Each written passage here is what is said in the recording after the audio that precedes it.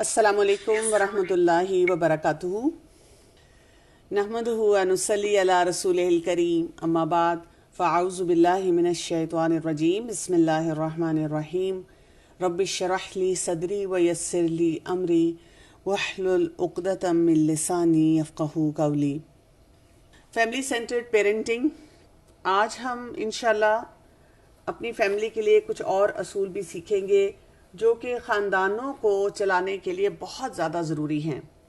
जो हम curriculum follow कर रहे हैं वो 100 अहादीस की किताब है, जिसमें से सही बुखारी से मुंतखब शुदा अहादीस हैं। आज की 2 हदीसें। पहली हदीस को पढ़ते। अन सलमा बिन अक्वा क़ाल समइतुन नबिय्य सल्लल्लाहु अलैहि वसल्लम यक़ूल मन यक़ुल अलैया मा लम अक़ुल फ़ल्यतबव्वअ मक़अदहु मिनन नार। सलमा बिन अक्वा रज़ियल्लाहु अन्हु रिवायत करते हैं कि मैंने नबी करीम सल्लल्लाहु अलैहि वसल्लम को फरमाते सुना, जो शख्स मुझ पर वो कहे जो मैंने नहीं कही तो वो अपना ठिकाना आग में बना ले। यहाँ से हमें ऑथेंटिक नॉलेज के बारे में पता चलता है। आप देखें जिस तरह से कुरान मजीद की आयत को अल्लाह सुब्हानहू तआला ने प्रिजर्व किया है, उसकी हिफाजत फरमाई है, इसी तरह से रसूलुल्लाह सल्लल्लाहु अलैहि वसल्लम की ज़िंदगी और आप सल्लल्लाहु अलैहि वसल्लम के अक़वाल उनको भी प्रिजर्व किया गया है। और ये बहुत ज़रूरी है, इसलिए कि हम देखते हैं कि जो भी अमली काम हमने सीखना है, हमने कुरान मजीद की आयत पढ़ी और उसके बाद हमने देखना है कि इस काम को करना कैसे है। उसके लिए हम रसूलुल्लाह सल्लल्लाहु अलैहि वसल्लम की उसवा हसना से ही एग्जाम्पल्स लेते हैं। तो अगर वहाँ पर उसको भी सही तरह से प्रिजर्व नहीं किया गया होगा तो बहुत मुश्किलात होंगी। इसीलिए बड़ी सख्त बात यहाँ की गई है कि वो बात कहनी, मंसूब करनी प्यारे नबी सल्लल्लाहु अलैहि वसल्लम के साथ जो आप सल्लल्लाहु अलैहि वसल्लम ने नहीं कही तो अपना ठिकाना आग में बना ले। आप देखिए दुनिया में लोग किसी के बारे में बात करते हुए क्या कहते हैं, कोट अनकोट। तो ये वो वाली बात हमें बताई जा रही है। तो वर्ड ऑफ कॉशन यहाँ पर है कि जो हम बात बोलें ऑथेंटिक बोलें। जब भी हमने कुछ बोलना हो उसकी ऑथेंटिसिटी को चेक करके बोलें और कोशिश ये करें कि जो डॉक्यूमेंटेड बात है वो बोली जाए। यानी हदीस को पढ़ते हुए कोशिश की जाए कि हदीस को सामने रखा जाए। जब कहा जाए कि रसूलुल्लाह सल्लल्लाहु अलैहि वसल्लम ने फरमाया तो कोट अनकोट वाली बात हो। और अगर फर्ज करें कि हदीस हमारे सामने नहीं है, हम जनरली बात कर रहे हैं, कोई रेफरेंस देना है, तो फिर हम ये बोलें कि जैसे एक हदीस में आता है और मफहूमन मैं आपको बता रही हूँ, ताकि जो अल्फाज आगे पीछे हों उस मामले में भी हम जरा मोहतात हो जाएं। एक और हदीस में आता है जिसमें आयशा रज़ियल्लाहु अन्हा से रवायत है कि रसूलुल्लाह सल्लल्लाहु अलैहि वसल्लम ने फरमाया, Whoever innovates in this matter of ours that which does not belong to it, it will be rejected। कि जिस किसी ने भी कोई ऐसी बात इजाद की हमारे मामलात में जो कि उसमें है नहीं तो उसको रिजेक्ट कर दिया जाएगा। जैसे कि हदीस को पढ़ने से समझ आती है कि यहाँ पर बात हो रही है बिदात की। अक्सर लोग अगर उनको कहा जाए कि ये बिदत है तो वो वैसे बिदक जाते हैं, बड़ा ऑफेंड से हो जाते हैं। वो कहते हैं कि आप बहुत सख्त तबीयत हैं और आप दीन को बड़ा मुश्किल बना देते हैं। फिर ये कि हम बिदात के मामले में कई दफ़ा बहुत परेशान भी रहते हैं। हमें ये नहीं समझ आ रही होती कि इसको किस जगह पे रखना है। बिदत का मतलब होता है कि कोई नई चीज़ का इजाद होना, और बिदत जो होती है वो आम रोज़मर्रा के कामों में, यानी ये जो नई चीज़ का इजाद होना है आम रोज़मर्रा के कामों में अगर हो, उसको हम अपने लिए कन्फ्यूजन का सबब नहीं बनाते। मसलन नए अंदाज से घर बनाना, नए अंदाज का सातिर लिबास पहनना। मसलन फ़र्ज़ करें आप कोई रेसिपी बनाने लगे हैं और आपको किसी ने कोई इनोवेटिव आइडिया दे दिया है कि इसको ऐसे प्रेजेंट करो या ऐसे पकाओ।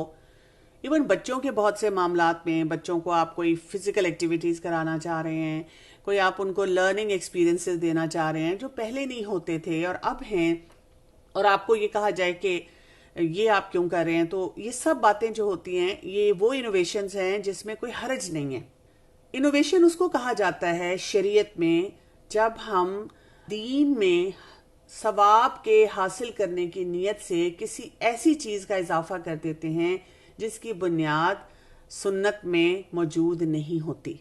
यानी इसमें एक तो बहुत बड़ा डर ये होता है जब हम कोई भी बिद्दत लेकर आते हैं, तो आप ये याद रखें कि वो बहुत बड़ा गुनाह लेके हमारे लिए आता है, इसलिए कि हम उसको सवाब की नीयत से कर रहे हैं। तो वो हमारे दिल में खटकता भी नहीं है। क्योंकि देखिए, जब आप कोई गुनाह कर रहे होंगे ना, तो चाहे आप उसको जस्टिफाई करें, लेकिन आपके दिल में, बैक ऑफ द माइंड में बार बार ये ख्याल और वसवसा आएगा कि यहाँ पे मेरी पूछ हो सकती है। लेकिन बिदअत करते आप कहेंगे ये तो मैंने नफल ही पढ़े हैं, ये तो मैंने जिक्र ही किया है, ये तो मैंने सवाब के लिए किया है, तो अल्लाह की खातिर किया है। क्योंकि हमें कहा गया है कि इस दीन को मैक्सिमम ऑथेंटिसिटी के साथ आगे लेके चलना है, क्योंकि वहां पे बिगाड़ आना शुरू हो जाता है। इसीलिए उलमा ये भी कहते हैं कि जब बिद्दत आती है तो सुन्नत चली जाती है, और बजाय इसके कि हम अपने आप को बिद्दतों में उलझाएं, करने का काम यह है कि सुन्नतों को बहुत ज्यादा राइज करते चले जाना चाहिए। जब आप लोगों को ये बात समझाने की कोशिश करते हैं अपने इर्द गिर्द, तो वो एक और बात भी कहते हैं, हाँ जी, जो तुम्हारे अपने मतलब का काम है, अब तुमने नया हैंड बैग लेना है और नई रेसिपी बनानी है, तो तुमने उसको तो जस्टिफाई कर दिया जो हम करना चाह रहे हैं, क्योंकि तुम वो करना नहीं चाहते हो, तो अब वहां पर तुम लोगों ने कह दिया कि ये बिदअत है। यानी वो मिसप्लेस्ड लॉजिक जो है वो आपके सामने बार बार लाते रहते हैं। उस पर भी जाहिर है फिर सबको परेशानी होनी शुरू हो जाती है, और हमें ये नहीं पता चल रहा होता, या हम बड़ा हेल्पलेस सा महसूस करते हैं कि अब हम किस तरह से इस बात को एक्सप्लेन करें। पहले तो अपना कॉन्सेप्ट आपको क्लियर करना होगा। जब हम ये, जैसे आज की हमने 2 हदीस देखी हैं जिसमें हमें काफी सख्ती से ये बात बताई गई है कि हमने दीन के ऊपर कैसे ऑथेंटिक नॉलेज को अपने खानदानों में राइज करना है, अपनी जात पे भी लागू करना है, फिर अपने खानदानों में राइज करना है। अब जब हम इस ऑथेंटिक नॉलेज की तरफ बढ़ते हैं तो हमारे रास्ते में कई रुकावटें जो आती हैं जिनमें हम उलझना शुरू कर देते हैं, और बजाय इसके कि अपने खानदानों में रहते हुए हम इस बात के ऊपर चलें, ये बात ऑथेंटिक है, इसको प्रैक्टिस किया जाए, हम और मामलात में उलझना शुरू हो जाते हैं। जैसे आप देखें कि कुरान मजीद के जब हम इम्पैक्ट की बात करते हैं, कितना हमें उससे फ़ायदा होता है, और हदीस की बात हम करते हैं कि उससे भी हमें कितना फ़ायदा होता है। लेकिन जब हम लोगों के साथ उलझना शुरू हो जाते हैं तो वो दीन पीछे रह जाता है। मैंने बहुत सी मदर्स को ऐसी बात कहते सुना भी है। वो कहती हैं कि जी, मैं तो बड़े उससे जोश और जज्बे से चाहती हूँ कि मेरा बच्चे जो हैं और मेरे ख़ानदान वाले कुरान और सुन्नत की पाबंदी करें, लेकिन मसले के ख़त्म ही नहीं होते। ससुराल के झंझट हैं, हस्बैंड के साथ कॉन्फ्लिक्ट्स हैं, कई रिश्तेदार हैं, कोई जानने वाले हैं, उनमें उलझे रहते हैं। उसमें से एक उलझन जो है ना, ये हमारी रिजेंटमेंट्स हैं। आज हम बात करेंगे, बहुत सी रिजेंटमेंट्स को हमें लेट गो करना होगा, छोड़ना पड़ेगा, अगर हम कुरान और सुन्नत के ऊपर अमल करना चाहते हैं और अपने ख़ानदानों में उस खूबसूरत सिस्टम को जो हमारे रब ने हमें दिया राइज करना चाहते हैं। और रिजेंटमेंट क्या है, इसको भी हम ज़रा थोड़ा सा समझने की आज कोशिश करेंगे, और ये भी देखेंगे कि सॉल्यूशंस क्या हैं उसके। रिजेंटमेंट समझे ऐसी होती है कि आप खुद जहर पी रहे हैं और आप उम्मीद रख रहे हैं कि वो शख्स जो आपका दुश्मन है, जिसको आप दुश्मन समझते हैं, वो मर जाए। Resentment is like drinking poison and then hoping it will kill your enemies. कि जहर तो मैं खुद पी रही हूं, असर तो मुझ पे हो रहा है, लेकिन वो क्यों खुश है, वो क्यों मुस्कुरा रहा है, वो क्यों फल फूल रहा है, उसको नुकसान क्यों नहीं हो रहा। और इसमें होता क्या है, एक सोच इंसान के अंदर ये होती है, I want what you have, मुझे वो चाहिए जो तुम्हारे पास है, मुझे तुम्हारे जैसा मियाँ चाहिए, मुझे तुम्हारे जैसा ससुराल मैका चाहिए, तुम्हारे जैसा घर चाहिए, तुम्हारे जैसे लाइक बच्चे चाहिए, तुम्हारे जैसी अकल चाहिए, तुम्हारे जैसी हिकमत चाहिए। नहीं, रिजेंटमेंट ये है कि मुझे एक तो वो जो तुम्हारे पास है वो चाहिए, और मैं ये भी चाहती हूं कि जो तुम्हारे पास है वो तुम्हारे पास ना रहे। एक तो होता है ना, विन विन है, तुम्हारे पास भी हो मेरे पास भी हो, अल्हम्दुलिल्लाह हम दोनों एंजॉय कर रहे हैं और हम शेयरिंग भी कर रहे हो। लेकिन हमारे हालात ये हो जाते हैं कि I don't want you to have it, इसको ना मिले, ये हमारी एक सोच ना चाहते हुए भी पैदा होती है। और इसकी हम असेसमेंट कैसे कर सकते हैं, बहुत सी सिचुएशंस हैं। मसलन जब हम अपने स्टेटस को अपने इर्द गिर्द के लोगों के स्टेटस से कंपेयर करते रहते हैं, और अक्सर औकात हमारे शौहर कहते भी हैं छोड़ दो मुकाबले करना, हम कहते हैं नहीं मैं मुकाबला नहीं कर रही, लेकिन उसके बच्चे के नंबर कैसे आ गए, उनको नई गाड़ी कैसे मिल गई, वो भी सैर करने पिछले साल भी गए थे, अब फिर कैसे चले गए, भाई उन्होंने इतने धूमधाम से ये इवेंट कर कैसे लिया, इतना पैसा कहां से आया उनके पास, वो फलां को मिलने कैसे आ गए। जब हम लोगों की कोई भी अच्छी चीज देखकर उनकी नेमतें देखते हैं तो हमारे अंदर एक कुढ़न सी आनी शुरू हो जाती है। जब लोग हमें अपनी सक्सेस स्टोरी सुनाते हैं तो हमसे सुना नहीं जा रहा होता। मसलन आपकी सास बैठी हुई हो, नंद बैठी हुई हो, जेठानी हो, कोई भी और आपके कोई अपने और रिश्तेदार हो सकते हैं, और जब वो आपको बता रहे हैं कि हमने किस मुश्किल से ये ज़िंदगी गुजारी और कैसे क्या कुछ हासिल किया, और वो आपको सख्त इरिटेट कर रही हों बातें, आपको लगे कि जो कुछ भी आपने हासिल किया, आपके अकम्पलिशमेंट्स हैं, आपको उस पर ज़्यादा तारीफ मिलनी चाहिए। हम साथ साथ ये जुमला भी बोलते रहते हैं, नहीं अल्लाह माफ़ करे, मुझे कोई तारीफ नहीं चाहिए, मैं तो अल्लाह के लिए करती हूँ। लेकिन देखे ना, मैंने खाना बनाया था तो मुंह बना के सब बैठे हुए थे, किसी एक ने नहीं कहा कि तुमने जो है इतनी मेहनत की है, तुम भी थक गई होगी। हम इस तरह से एक कंफ्यूजिंग स्टेटमेंट साथ साथ देते रहते हैं। हमें ये भी फिक्र लगी रहती है कि अगर ये सिनेरियो मेरे घर में है तो मेरा ख्याल है लोग मुझे लूजर समझते हैं, लोग समझते हैं कि मैं कामयाब नहीं हूं। फिर हमें ये भी लगता है कि मैं जितनी भी कोशिश और मेहनत कर लूं, बाकी लोग ज्यादा कामयाब होते हैं। ये अक्सर ऐसे होता है जब देवरानी जेठानी में मुकाबला होता है, वो कहते हैं कि जी मैं तो इतनी कोशिश करती हूँ कि अपने ससुराल वालों की खिदमत करूँ, लेकिन नंबर फिर भी फलां और फलां के बन जाते हैं, मेरे नहीं बनते। जब आप बहुत डिस्गस्टेड फील करते हैं, खुशी आपको नहीं होती, जब लोग जो उन्होंने ड्रीम किया होता है, उन्होंने सोचा होता है, उनका ख्वाब होता है, वो पूरा हो जाता है। कभी कभी ये भी होता है कि जिन लोगों ने बहुत कामयाबी हासिल की होती है, चाहे वो दुनियावी हो या दीन की हो, उनके इर्द गिर्द रहना आपके लिए मुश्किल हो जाता है।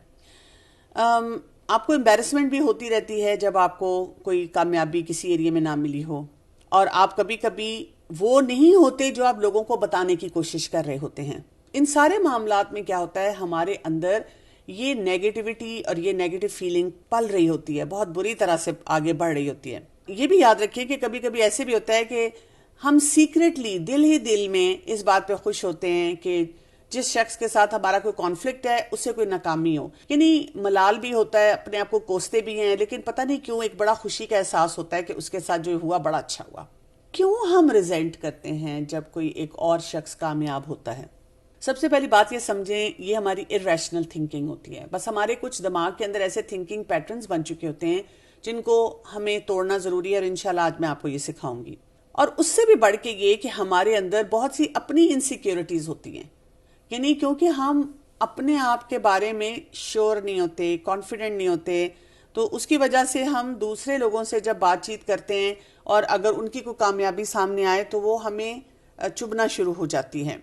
क्योंकि ये बड़ा मुश्किल है कि आप किसी फ्रेंड के बारे में, किसी रिश्तेदार के बारे में जो उनकी कामयाबी है उस पर खुश हों, जब आपको फौरन एहसास होना शुरू हो जाए कि I am not good enough. जब आप इनसिक्योर होते हैं तो जैसे ही आपके सामने किसी की कामयाबी आती है तो जो आपकी अपनी शॉर्ट कमिंग होती है वो मैग्नीफाई हो जाती है, वो बड़ी होना शुरू हो जाती है, और आप बहुत गलत तरीके से ये बात एज्यूम कर लेते हैं बाकियों की किस्मत अच्छी है, अल्लाह ने उनको बहुत नवाजा है, हर काम उनके साथ अच्छा होता है, जबकि आप ज्यादा मेहनत कर रहे हैं।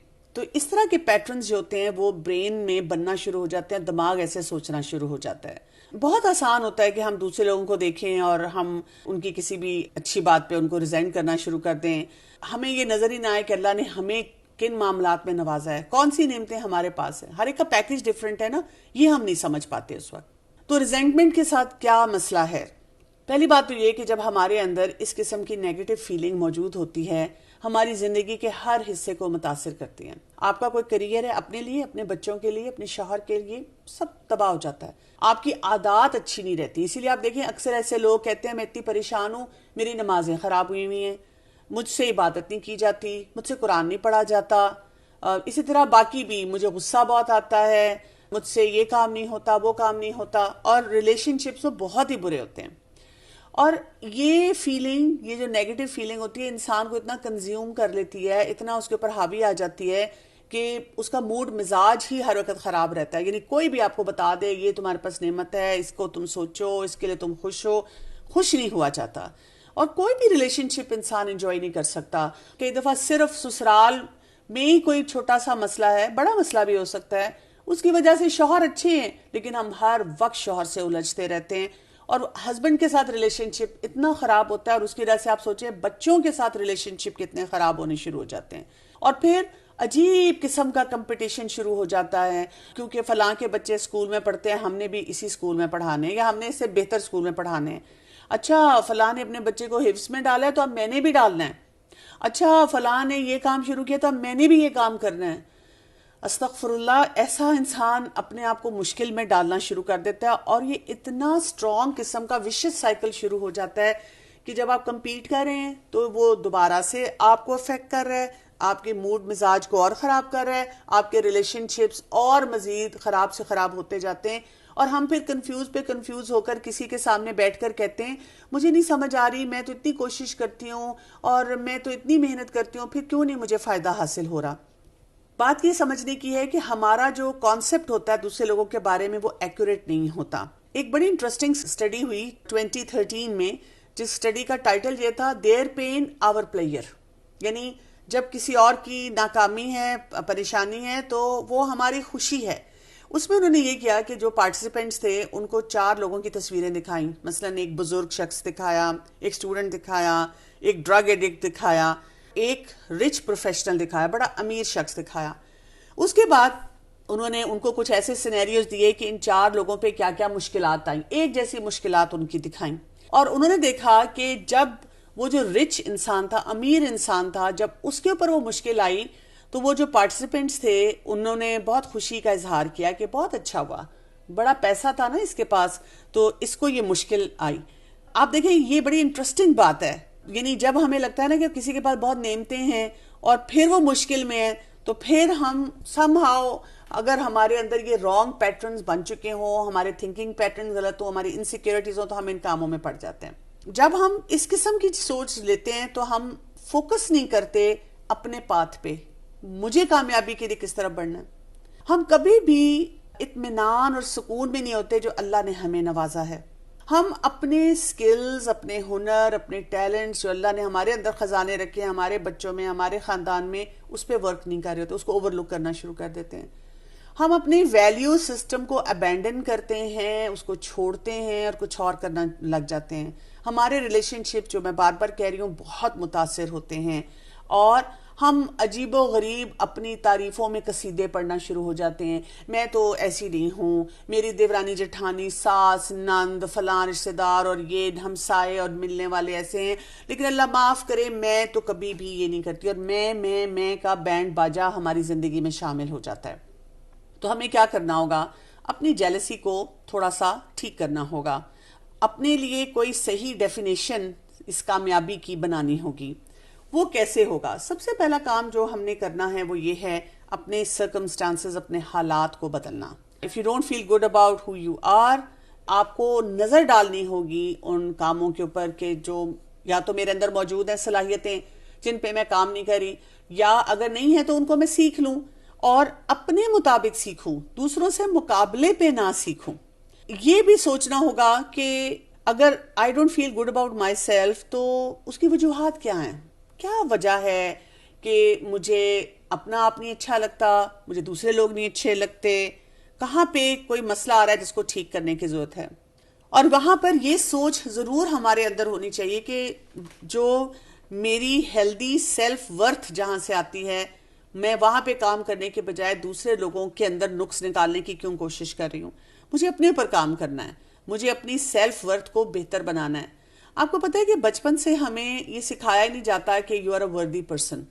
अक्सर आम हालात में आप देखें, लेबल्स के साथ हम रहते हैं, तुम निकम्मी, तुम ऐसी, तुम शरारती, बड़े भी मजाक उड़ाते हैं, इर्द गिर्द के रिश्तेदार भी, और हम वो सारी बातें अंदर एब्जॉर्ब करते चले जाते हैं। फिर जवानी के मराहिल में आके भी हमें लगता है कि I am not a very good person. और अगर हम दीन पढ़ लें तो फिर हम ये सोच लेते हैं कि जी किसी की तारीफ ही नहीं करनी चाहिए, और फिर हम बिल्कुल किसी को कुछ अच्छी बात कहना जो है वो छोड़ देते हैं। और फिर आप देखिए कि ये फीलिंग और ज़्यादा अंदर आनी शुरू हो जाती है।